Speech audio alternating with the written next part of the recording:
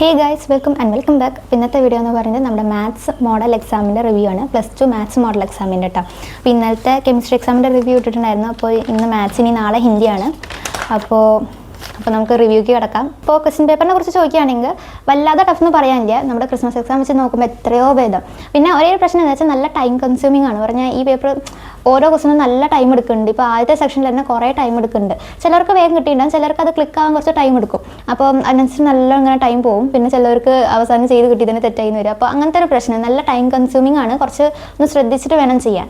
കുറച്ച് പറഞ്ഞാൽ അത്ര ഡിഫിക്കൽട്ടൊന്നും അല്ല, എന്നാലും ഒന്ന് സൂക്ഷിച്ചിട്ട് വേണം ചെയ്യാൻ. എന്നാൽ ടൈം മാനേജ് ചെയ്യും വേണം. അങ്ങനത്തെ ഒരു പ്രശ്നമായിരുന്നു ഈ പേപ്പറിന്. അല്ലാതെ വേറൊരു കുഴപ്പമില്ല. ക്രിസ്മസ് എക്സാം വെച്ച് നോക്കുമ്പോൾ എത്രയോ ഭേദം. അപ്പോൾ ഞാൻ തന്നെ ഇപ്പോൾ ഫസ്റ്റ് സെക്ഷനിൽ മൂന്നാമത്തെ ക്വസ്റ്റ്യന് ഞാൻ കുറേ ടൈം സ്പെൻഡ് ചെയ്തു. ഒരു അരമണിക്കൂർ ഞാൻ ആ ക്വസ്റ്റ്യന് സ്പെൻഡ് ചെയ്തു. പക്ഷേ എനിക്ക് അറ്റ് ദി എൻഡ് എനിക്ക് കറക്റ്റ് ആൻസർ കിട്ടി കേട്ടോ.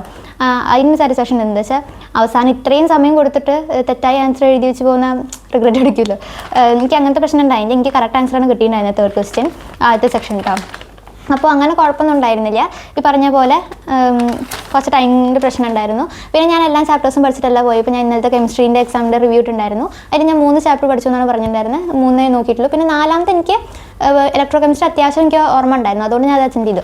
അതേപോലെ തന്നെയാണ് മാത്സ്. ഇപ്പോൾ മാത്സ് ടോട്ടൽ നമുക്ക് എത്രയാണ് 13 ചാപ്റ്റേഴ്സാണ് ഉള്ളത്. അതിൽ ഞാൻ ആകെ 6 ചാപ്റ്റേഴ്സേ നോക്കിയിട്ടുള്ളൂ.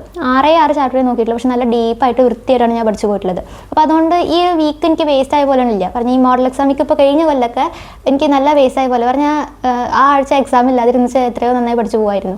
അങ്ങനെ തോന്നി. എന്താ വെച്ചാൽ ഞാൻ വൃത്തിക്കല്ല പഠിച്ചിട്ടുണ്ടായിരുന്നത്. പക്ഷേ ഈ വീക്ക് ഇപ്പോൾ കെമിസ്ട്രി ആണെങ്കിൽ ആ 3 ചാപ്റ്ററേ പഠിച്ചുള്ളൂ. ഇപ്പോൾ കുറേ പേര് കമൻറ്റിൽ ചോദിച്ചത് എന്താ പഠിക്കാത്ത, 3 മാത്രമേ പഠിച്ചു പോയുള്ളൂ എന്നൊക്കെ വെച്ചിട്ട്. പക്ഷേ എനിക്ക് ആ 3 ചാപ്റ്റർ നല്ല കോൺഫിഡൻസ് ഉണ്ട്. അത്യാവശ്യം നന്നായി എഴുതിയിട്ടുണ്ട്. പിന്നെ ഓർഗാനിക് അത് ഞാൻ പിന്നീട് ടൈം സ്പെൻഡ് ചെയ്യാൻ വെച്ചിട്ട് തന്നെയാണ്. ശരിക്കും ഞാൻ അതിലത്തെ ഒരു ചാപ്റ്റർ കൂടി പഠിക്കാൻ വിചാരിച്ചിട്ട്, പക്ഷേ പഠിക്കാൻ സമയം തികയാത്തതായിരുന്നു. ഇല്ലെങ്കിൽ ഞാൻ ഒരു ചാപ്റ്റർ എങ്കിലും ഓർഗാനിക് നോക്കിയാണ്. ഇപ്പോൾ മാത്സ് ആണെങ്കിൽ ഞാൻ 6 ചാപ്റ്റേഴ്സ് അത് നല്ല ഡീപ്പായിട്ട് വൃത്തിയായിട്ട് നോക്കിയിട്ട് പോയിട്ടുണ്ട്. ഡിറ്റർമിനൻസ് മാത്രം എനിക്ക് ഫൈനലി അത്ര ടൈം കിട്ടിയില്ല നോക്കാം. ഞാൻ സ്കൂളിൽ നിന്നിട്ടാണ് നോക്കണ്ടായിരുന്നത്. അതുകൊണ്ട് NCERT അങ്ങനെ ഒന്നും ചെയ്തിട്ടില്ല. പറഞ്ഞാൽ ഞാൻ എല്ലാ NCERT ഇരുന്ന് ചെയ്തു എന്നല്ല കേട്ടോ. മെയിനായിട്ടുള്ള NCERT എല്ലാം ചെയ്തു. കുറച്ച് ഡിഫിക്കൽട്ട് ഹൈ ലെവൽ ക്വസ്റ്റൻസ് അതിൽ തന്നെ ചെയ്തിട്ടുണ്ട്. പിന്നെ PYQs കുറേ ചെയ്തു. അങ്ങനെയാണ് ചെയ്തിട്ടുള്ളത്. ഡിറ്റർമിനൻസ് എനിക്ക് അങ്ങനെ ചെയ്യാൻ പറ്റിയിട്ടില്ല, സമയം കിട്ടിയില്ല. ഞാൻ ഏറ്റവും അവസാനം നോക്കിയിട്ടുണ്ടായിരുന്നത്. പിന്നെ എന്താ, അപ്പോൾ ഓൾമോസ്റ്റ് കുഴപ്പമില്ല. പക്ഷേ ടൈമാണ് പ്രശ്നം. അപ്പോൾ ഞാനാകെ ഇപ്പോൾ ഈ 6 ചാപ്റ്റേഴ്സിൽ പഠിച്ചു പോയ ക്വസ്റ്റ്യൻസ് തന്നെ ഞാൻ അറ്റൻഡ് ചെയ്തിട്ടുള്ളൂ. പിന്നെ ആകെ ഒരു ക്വസ്റ്റ്യൻ മാത്രം വേറെ പഠിക്കാത്ത ചാപ്റ്ററിന് വെച്ചിട്ട് അറ്റൻഡ് ചെയ്തിട്ടുണ്ട്. അത് ശരിയാവുമെന്ന് എനിക്ക് ഉറപ്പില്ല. പക്ഷേ തലേന്ന് ഞാൻ പഠിച്ചിട്ടേ ഇല്ല, ഏതോ കാലത്ത് പഠിച്ച ചാപ്റ്റർ ആ ഓർമ്മയിൽ ഞാനൊന്ന് എഴുതിയത്. അപ്പോൾ അത് ശരിയാവുമെന്നൊന്നും ഉറപ്പില്ല. പക്ഷേ ഞാൻ എഴുതിയത് എനിക്ക് അത്യാവശ്യം കോൺഫിഡൻസ് ഉണ്ട്. എന്താ വെച്ചാൽ ഞാൻ നന്നായി പഠിച്ചുകൊണ്ട് തന്നെ ഞാൻ കണ്ട ക്വസ്റ്റ്യൻസ് തന്നെ, എവിടെയൊക്കെയോ ഞാൻ കണ്ട ക്വസ്റ്റ്യൻസ് തന്നെയാണ് ഞാൻ ഇതിൽ കണ്ടിട്ടുള്ളത്. അപ്പോൾ എനിക്ക് അത്ര ബുദ്ധിമുട്ട് തോന്നിയില്ല. അപ്പോൾ നമ്മുടെ കാൽക്കുലസിൻ്റെ ചാപ്റ്റേഴ്സ് ഉണ്ടല്ലോ. ഇപ്പോൾ differentiation, application of derivatives, integration അതിൻ്റെ ആപ്ലിക്കേഷൻ, ഡിഫറൻഷ്യൽ. അതിലത്തെ ഞാൻ കാൽക്കുലസിൽ ആകെ ഒരേ ഒരു ചാപ്റ്റർ പഠിച്ചു പോയില്ല, ആപ്ലിക്കേഷൻ ഓഫ് ഇൻ്റഗ്രൽസ്. അത് മാത്രമാണ് ഞാൻ പഠിച്ചു പോയിട്ടുണ്ടായിരുന്നത്. എന്താ വെച്ചാൽ മറ്റേ നോക്കാൻ നിന്നാൽ കുറേ ടൈം പോകും. എന്നാൽ എനിക്കത് അത്ര വൃത്തിയായിട്ട് പഠിക്കാനും പറ്റില്ല. അപ്പോൾ ബാക്കിയുള്ള ചാപ്റ്റേഴ്സ് ഞാൻ വൃത്തിയായിട്ട് പഠിക്കാൻ വിചാരിച്ചു. അപ്പോൾ അങ്ങനെ വേറെ ചാപ്റ്റേഴ്സാണ് ഞാൻ നോക്കിയത്. എനിക്ക് ഇങ്ങനെ ആൻസേഴ്സ് അങ്ങനെ ഓർമ്മയില്ല. എന്താ വെച്ചാൽ ഞാനിതിൽ നോട്ട് ചെയ്യാൻ നിന്നിട്ടില്ല. പിന്നെ ഈ കുറച്ച് ക്വസ്റ്റൻസ് തന്നെ എനിക്കും ടൈമിൻ്റെയാണ് പ്രശ്നം. എന്താ വെച്ചാൽ ഞാൻ ആകെ കുറച്ച് ചാപ്റ്ററേ പഠിച്ചിട്ടുള്ളൂ. ആ കുറച്ച് ചാപ്റ്ററിൻ്റെ ക്വസ്റ്റൻസ് മാത്രം ഞാൻ അറ്റൻഡ് ചെയ്യണമുള്ളൂ. അതുപോലും അറ്റൻഡ് ചെയ്യാൻ ഞാൻ അവസാനം വരെ ഇരുന്ന് ചെയ്തു. പറഞ്ഞാൽ ആ ചാപ്റ്ററിൽ നിന്ന് എല്ലാ ക്വസ്റ്റൻസ് അറ്റൻഡ് ചെയ്യാൻ തന്നെ എനിക്ക് അവസാനം വരെ എടുത്തു. അപ്പോൾ നമ്മളെല്ലാം ചാപ്റ്ററും പഠിച്ചിട്ട് അത് ചെയ്യുകയാണെങ്കിൽ ഇനിയും ടൈം എടുക്കില്ല. അപ്പോൾ എനിക്കൊരു പേടി, ടൈമിൻ്റെ പ്രശ്നം. ഇപ്പോൾ പബ്ലിക് എക്സാമിന് ഉണ്ടാവുമെന്ന് നല്ല പ്രാക്ടീസ് ചെയ്യണം. എന്നാലും ഇത്രയും പ്രാക്ടീസ് ചെയ്തിട്ടും എനിക്ക് അവസാനം വരെ ഈ ക്വസ്റ്റൻസ് അറ്റൻഡ് ചെയ്യണമെന്ന് വെച്ചാൽ അപ്പോൾ ബാക്കി ക്വസ്റ്റൻസ് എങ്ങനെ അറ്റൻഡ് ചെയ്യുക എന്നുള്ളൊരു ടെൻഷൻ ഉണ്ട് എനിക്ക്. അപ്പോൾ ഫസ്റ്റ് സെക്ഷൻ ഇപ്പോൾ എന്താ, ആദ്യത്തെ ക്വസ്റ്റ്യൻ അറ്റൻഡ് ചെയ്തു.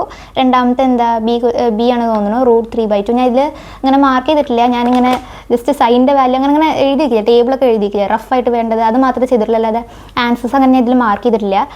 സെക്കൻഡ് ക്വസ്റ്റ്യൻ സെക്കൻഡിൻ്റെ ആദ്യത്തെ സബ് √3/2 ആണ് തോന്നുന്നു. പിന്നെ സെക്കൻഡ് ക്വസ്റ്റ്യൻ 3/4π അങ്ങനെ എന്തോ ആണ് തോന്നുന്നു, 3/4π അങ്ങനെ എന്തോ ആണ്. പിന്നെ എന്താ write any 2 square matrix of order 2. ഞാൻ കുറേ സമയം എടുത്തു, പക്ഷേ ആൻസർ ഫൈനലി കിട്ടി.